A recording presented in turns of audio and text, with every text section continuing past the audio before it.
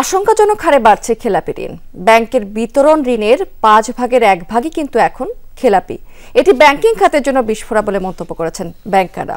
এর ফলে বহুমুখী সমস্যায় পড়তে হচ্ছে বলেও জানিয়েছেন তারা। বিশ্লেষকরা বলছেন যে খেলাপি ঋণ ব্যাংকিং খাত সংকুচিত করার পাশাপাশি আন্তর্জাতিক বাণিজ্য ঝুঁকি বাড়াবে।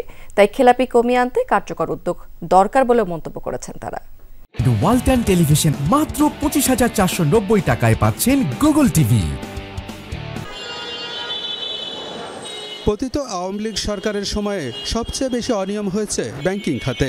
নামে বেনামে ব্যাংক থেকে বের করে নেওয়া হয়েছে হাজার হাজার কোটি টাকা। সেই ঋণই এখন চিহ্নিত হচ্ছে খেলাপি হিসেবে।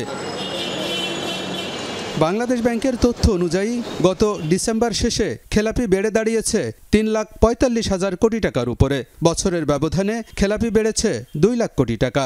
বিতরণ করা ঋণের 5 ভাগের 1 ভাগই খেলাপি। ব্যাংকার ও বিশ্লেষকরা বলছেন, রেকর্ড পরিমাণ খেলাপি ঋণ এখন ব্যাংকিং খাতের জন্য বিস্ফোরা। এটি অশনি সংকেত বলেও মন্তব্য করেন তারা। খেলাপি ঋণ যেটা হচ্ছে কি, এটা তো এখন আমাদের একটা মোটামুটি একটা বিস্ফোরার মতো হয়েছে। এবং আমরা যদি দেখি কীভাবে খেলাপি ঋণটা বাড়ছে, সরকারের সাথে অ্যালাইন ছিল বলে ওদেরকে স্পেশাল লোন দেওয়া হয়েছিল, অনেক বেনামে লোন ছিল।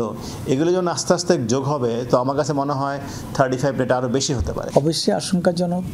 এতে করে ব্যাংকের সক্ষমতা কমে যায় লোন দেওয়ার জন্য। এতে করে তাদের প্রফিট কম হয়, স্টেক হোল্ডাররা, শেয়ার হোল্ডাররা বঞ্চিত হওয়ার সম্ভাবনা থাকে।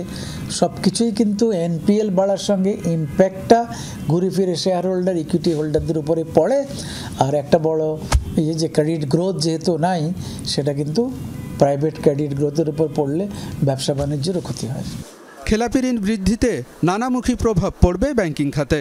বিতরণ করা টাকা আদায় করতে না পারাই দেখা দিচ্ছে তারল্য সংকট। নতুন ঋণ দেওয়ার সক্ষমতাও কমে যাবে ব্যাংকের। এছাড়া আন্তর্জাতিক বাণিজ্যের ক্ষেত্রেও চ্যালেঞ্জের মুখোমুখি হতে হবে বলেও আশঙ্কা বিশ্লেষকদের। রেটিং খারাপ হয়, খারাপ হলে বিদেশি ব্যাংকগুলো এটা অবজার্ভ করে, আমাদের কনফার্মেশন চার্জ বেড়ে যাওয়ার সম্ভাবনা থাকতে পারে। আমাদের অনেক ব্যাংকের এলসি অ্যাড কনফার্মেশন ছাড়া নাও নিতে পারে, ফি বেড়ে যেতে পারে। একটা দেশের টোটাল সিস্টেমের যখন এই অবস্থা হয়, তখন খুবই স্বাভাবিকভাবেই করেসপন্ডেন্ট ব্যাংকরা একটু চিন্তা ভাবনা করেন যে কত অ্যামাউন্টের, কত বড়, কত এলসি তারা কিভাবে নেবেন কে নেবেন না। মানে মোট কথা যেটা, সেটা হচ্ছে যে ব্যবসা বাণিজ্য এবং আন্তর্জাতিক বাণিজ্যে এটার সমস্যা দেখা দেয়। আমি যখন আমার টাকাটা ফেরত পাচ্ছি না, আমি যদি টাকাটা লেন্ড করে ফেলেছি এবং এই টাকাটা ফেরত পাচ্ছি না, মানে আমি যে ডিপোজিটের কাছে টাকাটা নিয়েছিলাম সেই টাকাটা আমি আপনাকে ফেরত দিতে পারছি, বিকজ আমি টাকাটা ফেরত পাইনি।